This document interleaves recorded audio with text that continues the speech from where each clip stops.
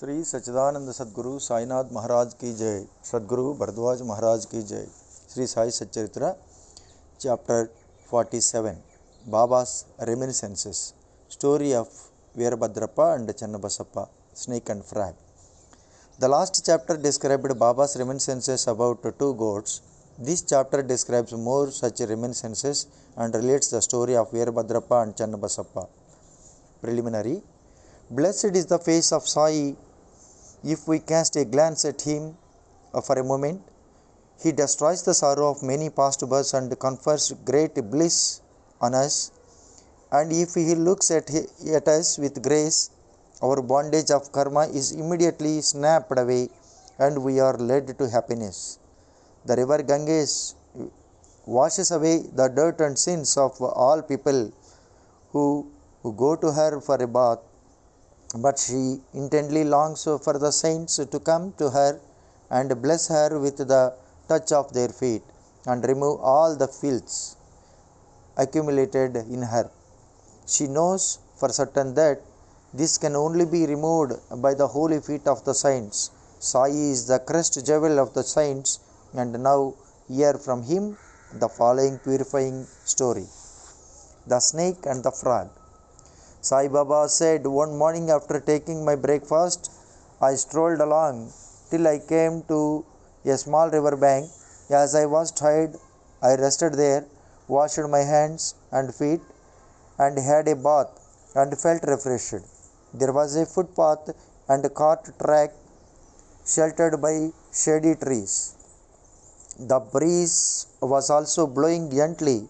As I was preparing to smoke chilim, I heard the croaking of a frog.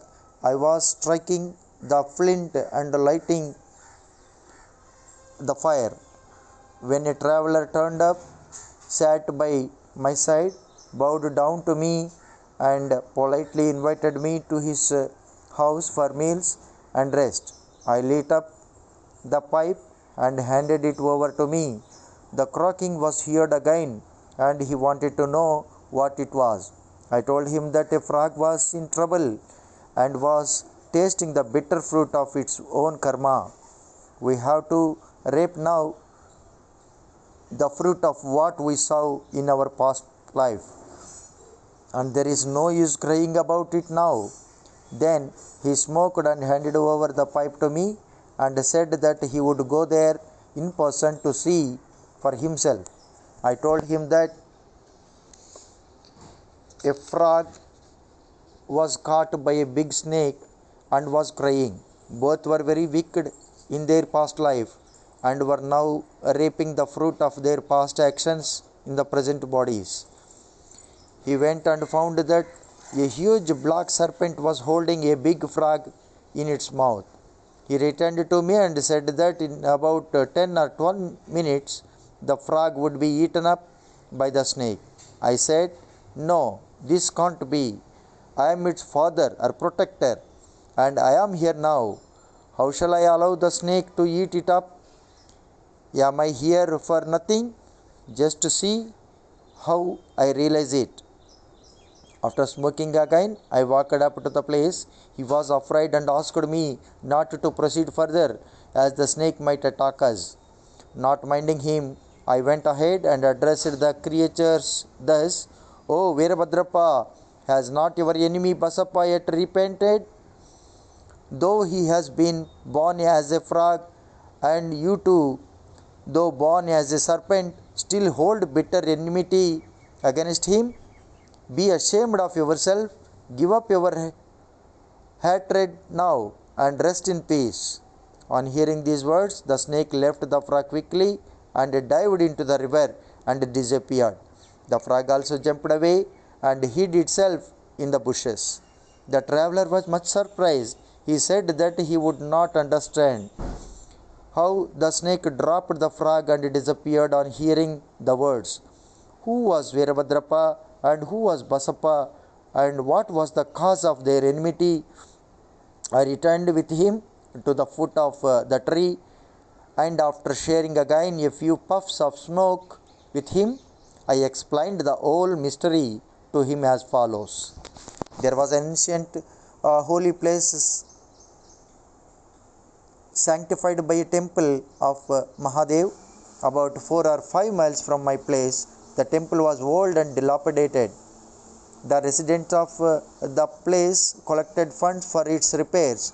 After a large amount was collected, arrangements for worship was made up and plans with estimates for repairs were prepared.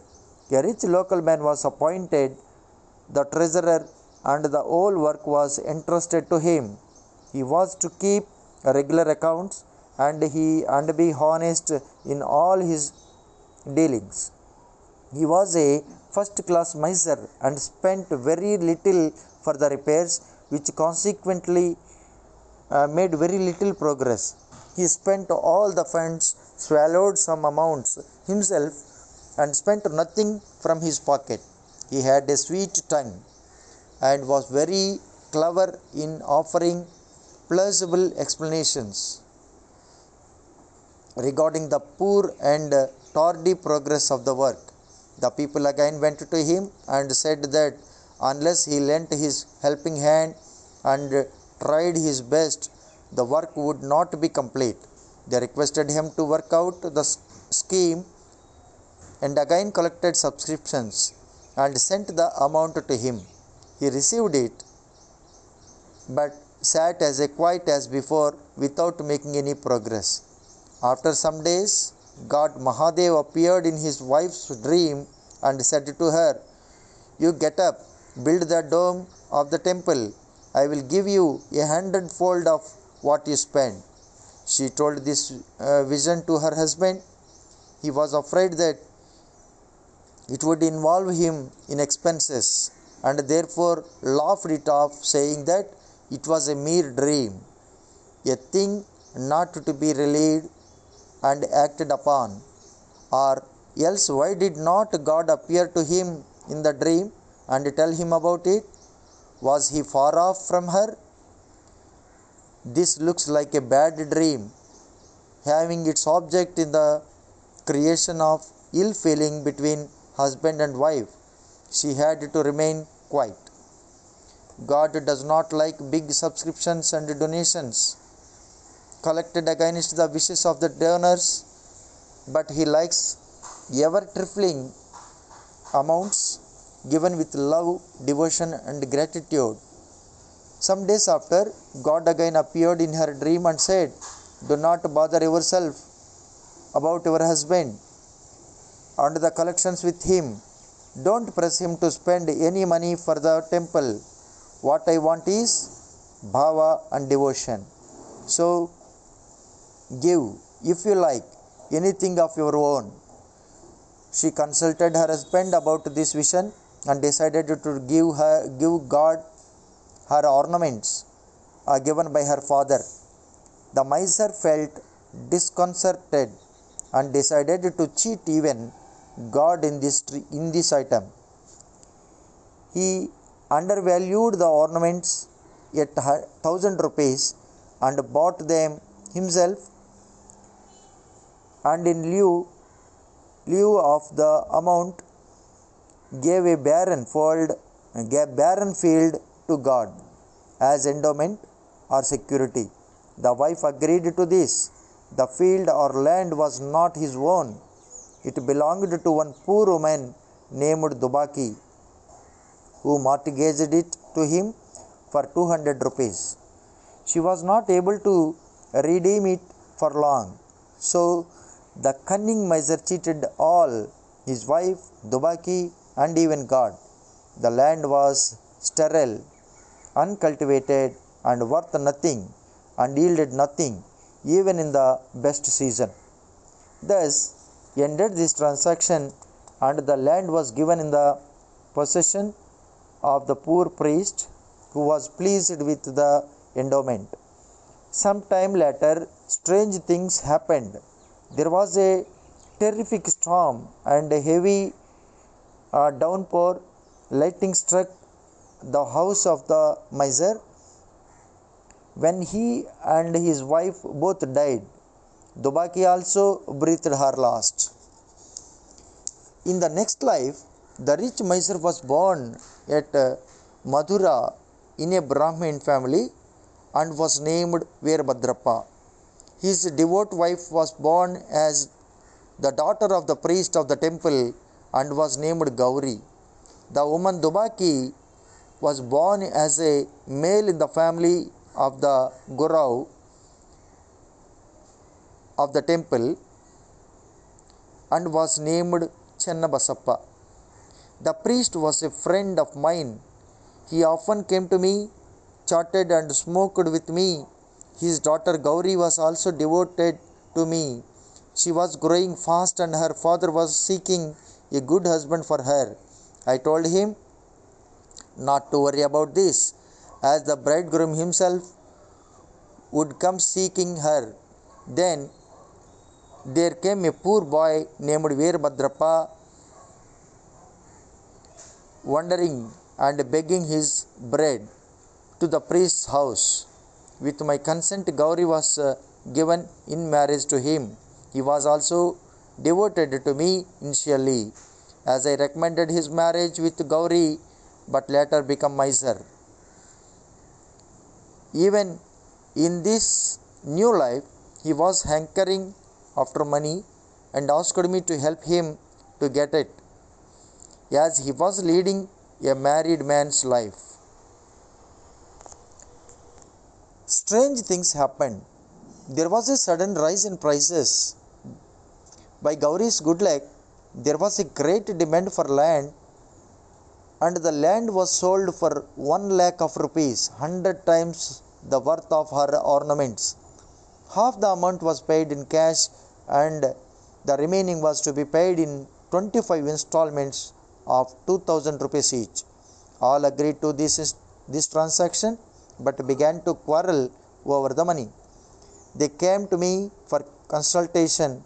I told them that the property belonged to the god and was vested in the priest, and that Gauri was his whole heiress and proprietress, and no amount should be spent without her consent, and that her husband had no right whatsoever to the amount.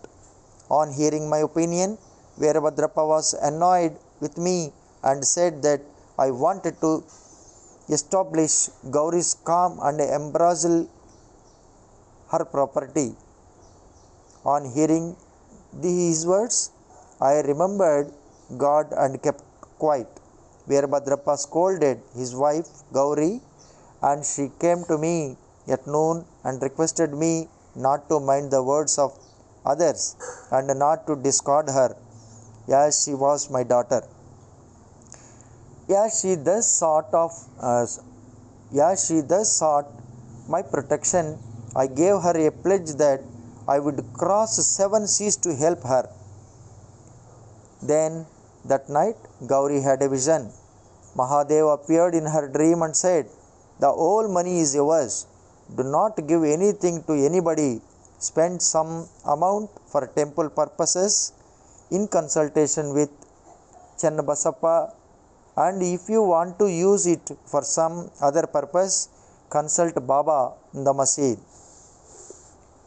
Gauri told me the vision, and I gave her proper advice in the matter. I told her to take the principal or capital amount to herself, give half the amount of interest to Chennabasappa, and that Veerabhadrappa had nothing to do in the matter. While I was thus talking, both Veerabhadrappa and Chennabasappa came there quarreling. I tried my best to pacify them and told them of God's vision to Gauri. Veerabhadrappa got wild and angry and threatened to kill Chennabasappa, cutting him to pieces. The latter was timid. He caught my feet and sought refuge in me. I pledged myself to save him from the wrath of his foe.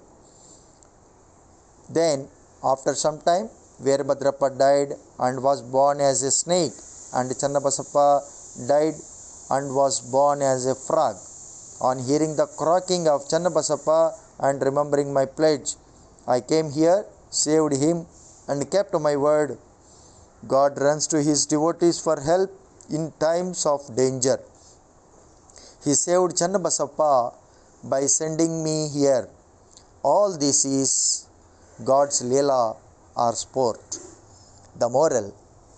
The moral of the story is that one has to reap what one sows, and there is no escape unless one suffers and squares up one's old debts and dealings with others, and that greed for money drags and greedy man to the lowest level and ultimately brings destruction for him and others. Bow to Sri Sai, peace be to all.